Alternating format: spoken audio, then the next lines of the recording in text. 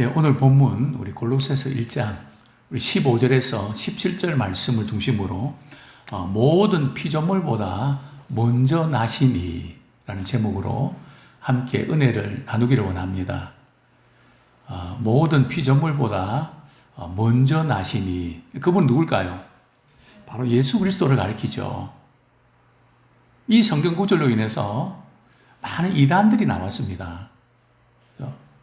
그리고 예수님도 피조물 가운데 좀 뛰어난 분이지, 그분은 창조주나 그런 분이 아니시다. 그래서 4대 성인 중에 한 사람이다 하는 이야기도 그래서 나오는 거거든요. 예수님이 하나님이 아니시고 그냥 피조물 중에 영적으로 좀 탁월한 분이다. 그러면서 오늘 본문 가지고 성경에 골로새 1장 15절 보면 모든 피조물보다 먼저 나신이라고 하시지 않았나? 그러면 예수님도 피조물 가운데 먼저 나신 분 가운데 한 분 아닌가? 사실 이 본문은 해석이 어려운데 그 부분은 조금 후에 우리 자세히 좀 설명해 드리도록 하고요. 크리스찬 스미스 교수가 오늘 현대인들이 신앙생활을 참 어떻게 하고 있는가, 특별히 우리 젊은이들이 신앙생활 하는 것과 나이 드신 분들이 신앙생활 하는 것이 뭔가 차원이 다르다는 거죠. 그래서 어떻게 다를까요? 아마 우리 자녀일 수도 있고 또 우리 손주일 수도 있습니다. 그들이 신앙생활 하는 목적은 어디 있을까요? 그것을 이제 신학적으로는 도덕적 치유론 이신론이라고 합니다. 조금 참 표현이 딱딱한 표현인데요. 도덕적 치유론 이신론. 그게 뭔가 하면 신앙생활 하는 것은 그냥 또 힘들고 어려울 때 하나님께서 위로해 주시고 도와주시는 그런 분. 근데 그게 안 되면 그냥 못 견디고 힘들어하는 이제 그런 하나님을 믿고 있다는 거죠. 그러면서 이제 몇 가지를 제시하는데요.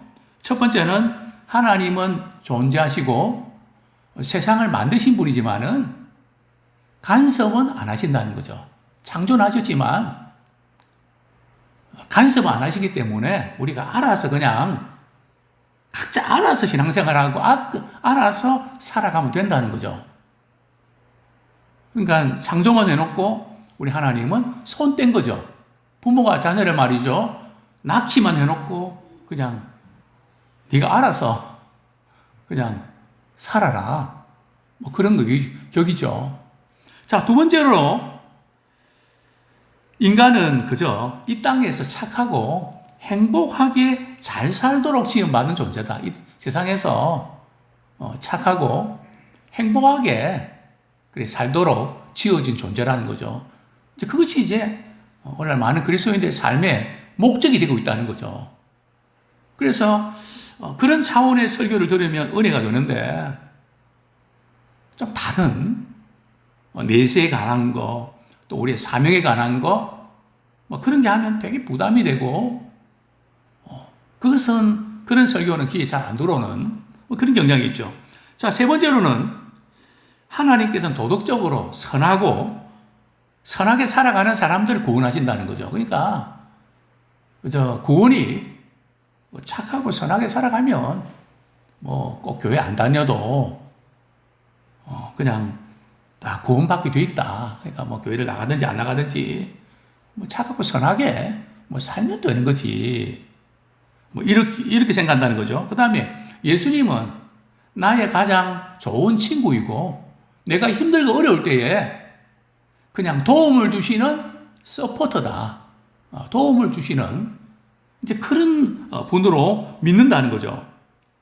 또 세상에 살아가는 사람들은 믿든지 안 믿든지 착하게 살면 누구든지 천국에 들어갈 수 있다고 생각하는 이것이 오늘 젊은이들 또 교회는 다니지만은 이렇게 신앙이라는 자체를 이렇게 생각하는 분들이 의외로 많습니다. 과연 그럴까요? 특별히 오늘 본문 우리 골로새서 우리 1장에도 보면 당시에 그 이단들이 있었는데요. 잘못된 신앙을 가진 분들이 있었습니다. 그들이 누군가 하면 영지주의자들입니다. 철학자들이기도 하고 이런 사상들이 고린도 교회에 들어와서 성도들의 신앙을 굉장히 좀 흔들어 놓는, 미혹시키는 그런 역할을 했습니다. 그래서 바울은 골로새 교인들을 만나본 적은 없지만 정말 그리스도 중심으로 저들의 신앙이 바로 서야 되겠다 해서 그리스도의 탁월성을 오늘 본문에서 또 골로새에서 강조하고 있죠. 자, 그리스도는 어떤 분이실까요? 또 이제 그 전에 우리가 이제 그 영지주의에 대해서 조금 더 설명을 드리면 말이죠. 영지주의는 그 이원론을 갖고 있습니다. 이런 거죠. 육체는 악하고 영은 선하다는 거죠. 깨끗하다는 거죠. 오늘 한국 교인들 가운데도 이런 신앙 가진 분들이 많습니다. 그래서 세상을 죄악시하고 세상에서 뭐 이렇게 조금 이렇게 우리가 누리고 이렇게 여유 갖는 것은 그러면 안 되는 것처럼, 그래서 세상하고 이렇게 담을 쌓기 때문에 우리 그리스도인들이 세상에서 영향을 끼치지 못한다는 거죠. 그냥 교회에서 은혜 받고 기도 많이 하고 말씀 많이 읽고 그냥 믿음 좋다고 인정받으면 됐지, 뭐 세상에서 믿지 않는 사람이 영향을 끼치고 사회적으로 참 이렇게 리더하는 뭐 그런 거는 필요 없다. 왜냐하면 세상은 어차피 그냥 이렇게 악하고 음란하고 죄가 가득하니까 그냥 그렇게 보는, 그래서 세상에 대해서 별로 관심이 없고, 그러니까 이게 믿는 사람이 세상에서 영향을 미칠 수가 없죠. 잘못된 신앙관입니다. 성경이 그렇게 말씀하고 있지 않거든요. 하나님이 세상을 이처럼 사랑하사, 우린 가정에서 일, 우리 직장에서 일, 사람 만나는 거, 때로는 우리 취미생활, 또 우리 삶의 모든 영역들 지나치면 안 되지만 우리 하나님께서 다 선물로 주신 거거든요. 하늘과 땅과 별과 모든 것들. 그것을 우리가 이제 죄악시하고, 물론 그것이 잘못된 방향으로 가는 것은 죄가 되지만 그 자체가 문제가 되는 것은 아닙니다. 그래서 이걸 자꾸 우리가 이렇게 이원화시켜서 자꾸 우리 영적인 것만을 추구하는, 물론 우리는 영혼이 잘 되는 일에 우선순위를 둬야 됩니다. 또 몸이 아프고 힘들면 관리도 하고 때로는 쉬어야 됩니다. 또 관리도 잘해야 되죠. 하나님이 우리에게 주신 선물이니까요. 만물을 다스리고 정복하고 모든 것을 잘 지켜내야 되잖아요. 근데 이런 사상들이 초대교회에서부터 있었다는 거죠. 물질은 악하고 영혼은 깨끗하다. 자, 그렇게 되니까 두 부류의 극단적인 사람들이 나옵니다. 자, 영혼은 깨끗하고 육체는 악하다 그러면 어떻게 해야 될까요? 이 육체를 말이죠. 자꾸 육체가 죄를 지으니까 육체가 죄를 지지 못하도록 육체를 학대해야 되겠죠. 그래서 금식도 많이 하고, 몸을 그냥 이렇게 아주 이렇게 다스려야 된다고 이제 금욕하는, 그래 이제 금욕주의가 나오죠. 뭐 수도원처럼 말이죠. 그냥 죄를 짓지 않기 위해서는 그냥 세상과 발을 끊고 그렇게 살아야 된다. 그래서 금욕주의로 흘러가 버렸죠. 자, 두 번째로 말이죠.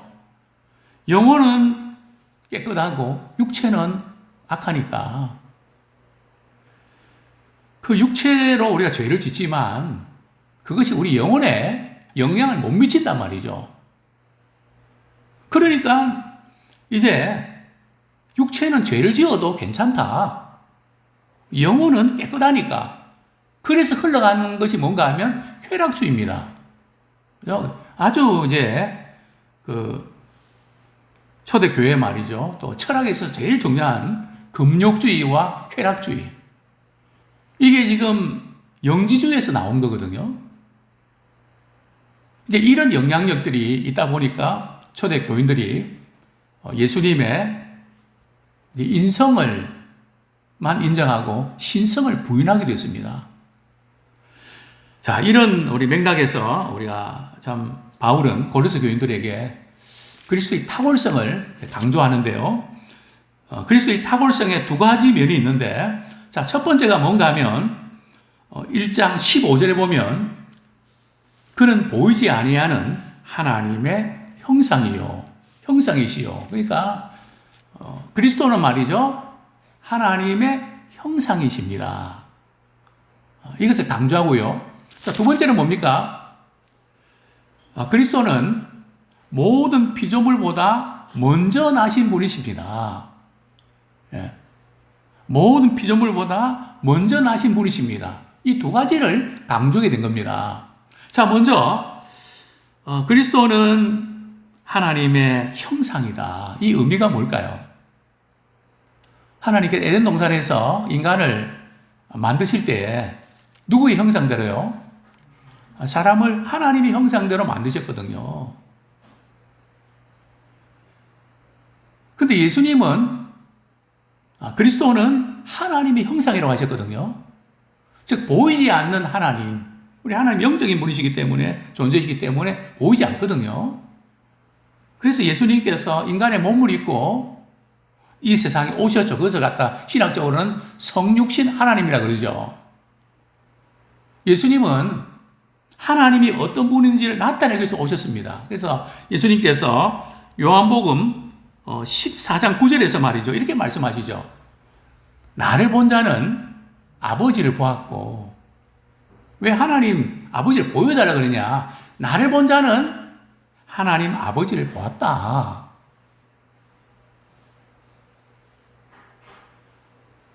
그러나 그들은 이해를 잘 못했죠.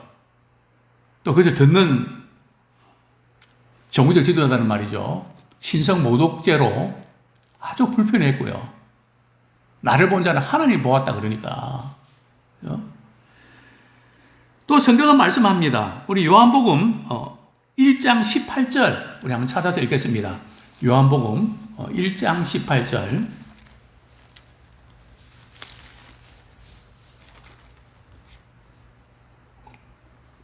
같이 읽겠습니다. 시작. 본래 하나님을 본 사람이 없으되 아버지 품속에 있는 독생하신 하나님이 나타내셨느니라. 하나님을 본 사람이 없지만 아버지 품속에 있는 독생하신 하나님이, 예수님이 하나님이 어떤 분인지를 나타내셨다는 거죠. 그렇습니다. 그래서 예수님은, 그리스도는 하나님이시죠. 하나님의 형상을 우리에게 보여주신 분인데요. 두 번째로 그리스도는 말이죠, 모든 피조물보다 먼저 나심이시다. 이게 무슨 뜻일까요? 예수님께서 말이죠, 천지 만물이 창조됐는데 창조된 데 있어서 순서에 있어서 말이죠, 예수님이 제일 먼저 이렇게 창조되셨다는 의미일까요? 아리우스라고 하는 이단이 있었습니다. 이 본문 구절 가지고 말이죠, 성경에 예수님은 모든 피조물보다 먼저 나신 분이라고 하지 않았냐고. 그러니까 예수님도 피조물 가운데 한 분이시지 않냐고. 그래서 예수님의 인성만을 이렇게 받아들이고 예수님의 신성을 이렇게 부인을 합니다. 이게 이제 신학적으로는 굉장히 이제 유명한 이슈가 됐는데요. 그래서 우리가 성경 말씀을 우리가 잘 해석을 해야 됩니다. 목회자도 필요하고 가르치는 분이 필요하거든요. 그 이단들을 보면 자기가 깨달았던 어떤 성경 구절, 분명히 그들도 성경 구절 가지고 나오거든요. 근데 성경 전체의 맥락을 봐야 되거든요. 한 구절만 딱 따다가 봐라. 근데 그렇게 적용을 한단 말이죠. 자, 여기서 모든 피조물보다 먼저 나셨다는 의미가 뭘까요? 이것은 출생 순수에 있어서 먼저 태어났던 그런 의미가 아니고요. 여기서 먼저 나셨다는 것은 일종의 이제 구약에서 제사 개념에서 장자를 말이죠. 첫 소산을 하나님께 드리지 않습니까? 그 뜻은 무슨 의미인가 하면 가장 뛰어나다는 뜻입니다. 우두머리가 되고 으뜸이 된다는 거거든요. 다시 말씀드리면 만물과는 구별된다는 겁니다. 그러니까 예수님은 만물을 창조하신 분이십니다. 만물 가운데 먼저 그렇게 태어난 만들어진 존재가 아니라는 거죠. 그걸 어떻게 합니까? 그건 목사님 해석이지. 그것을 어떻게 합니까? 우리 17절 말씀 같이 한번 읽겠습니다. 시작. 또한 그가 만물보다 먼저 계시고 만물이 그 안에 함께 섰느니라. 자, 예수님이 말이죠.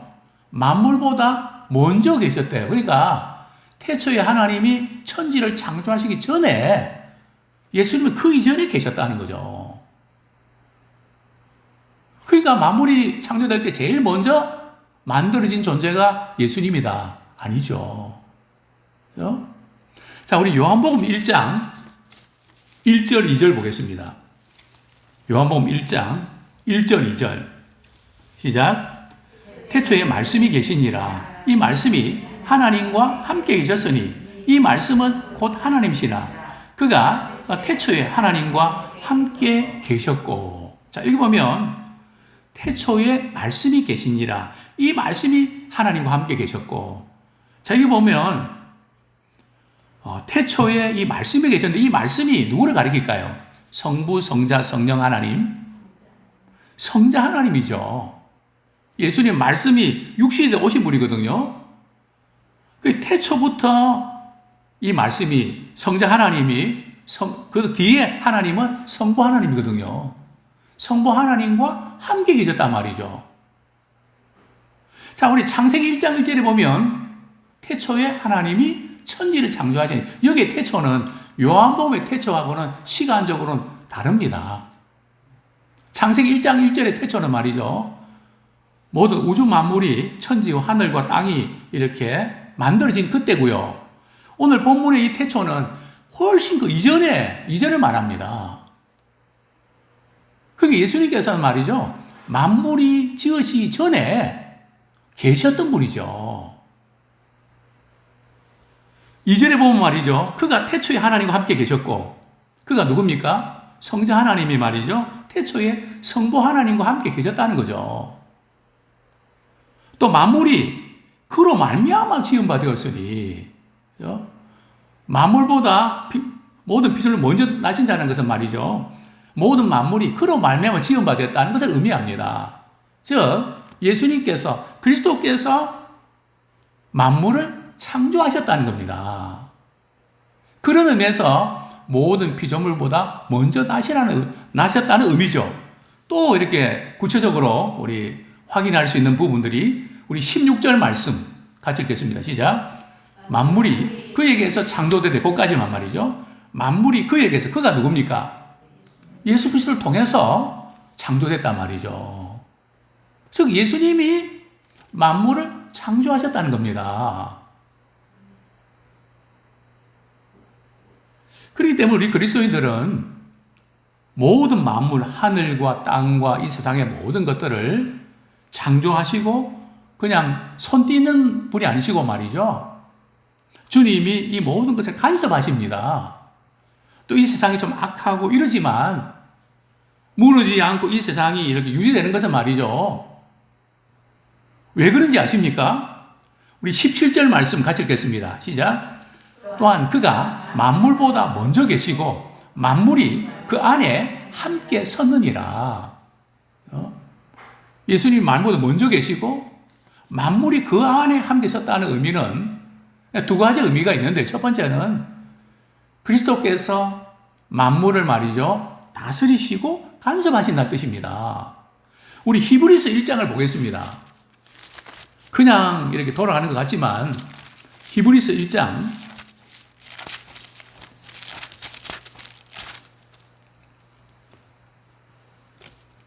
2절 3절 같이 읽겠습니다. 시작. 이 모든 날 마지막에는 아들을 통하여 우리에게 말씀하셨으니 이 아들을 만유의 상속자로 세우시고 또 그로 말미암아 모든 세계를 지으셨느니라. 이는 하나님의 영광의 광채시요 그 본체의 형상이시라. 그의 능력의 말씀으로 만물을 붙드시며 죄를 정결하게 하는 일을 하시고 높은 곳에 계신 지극히 크신 이의 우편에 앉으셨느니라. 예수 그리스도를 만유의 상속자로 세우시고 말이죠.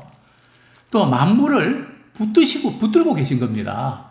즉 간섭하고 계신다는 거죠. 그런데 이제 예수님께서 말이죠. 이 만물을 붙들고 계시는데 손을 이제 떼는 때가 옵니다. 지금 천사들이 말이죠. 이 지구에 동서남북에 말이죠. 바람이 불어오는 것을 이렇게 부르지 못하도록 스탑시키고 있거든요.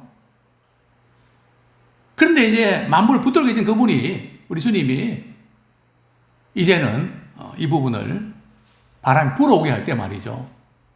이제 이 지구는 마지막을 맞게 되죠.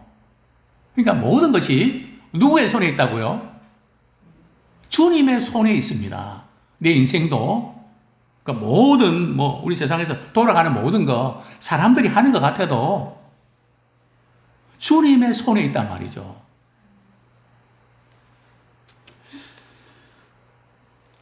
또 이 만물, 오늘 본문에 만물이 그와 함께 있느니라. 이 의미는 뭔가 하면, 이제 예수님 다시 오실 때 말이죠. 만물이 제자리를 찾아갑니다. 인간이 범죄하면서 찾아온 것은, 사람과 사람의 관계가 깨졌고요. 관계가 너무 힘들어졌습니다. 뿐만 아니라, 본래 사람과 짐승은 말이죠. 관계가 굉장히 좋았거든요. 타잔처럼 말입니다. 그래서 짐승들과 같이 말이죠. 놀고 말이죠. 장난치고. 그게 바로 우리 이사야서 우리 한번 보겠습니다. 이제 우리 주님 다시 오실 때 그런 일이 벌어지죠. 우리 이사야서 11장 6절 9절. 이사야서 11장 6절 9절 말씀 읽고 말씀을 맺겠습니다. 시작. 그때 이리가 어린 양과 함께 살며 표범이 어린 염소와 함께 누우며 송아지와 어린 사자와 살진 짐승이 함께 있어 어린아이에게 끌리며 암소와 곰이 함께 먹으며 그것들의 새끼가 함께 엎드리며 사자가 소처럼 풀을 먹을 것이며 젖 먹는 아이가 독사의 구멍에서 장난하며 젖된 어린아이가 독사의 굴에 손을 넣을 것이라. 이게 과연 이런 날이 올까요? 분명히 옵니다. 왜냐하면 예수님 재림하실 때 말이죠. 모든 깨어진 관계들이 이런 회복되면서 하나님이 창조하실 때의 그 원래 모습대로 우리 주님은 회복시켜 주십니다. 아무쪼록 우리는 이 세상을 살면서 그리스도께서 모든 것을 다스리고 통치하십니다. 모든 것이 주님의 손에 달려 있습니다. 그래서 우리가 살아가는 동안에 힘들고 어렵고 마음 상하고 이런 부분 많이 있죠. 그때마다 그 문제를 보지 마시고 역사를 주관하시고 다스리시는 우리 주님을 바라보며 소망 가운데 우리 역할을 잘 감당할 수 있기를 축원합니다.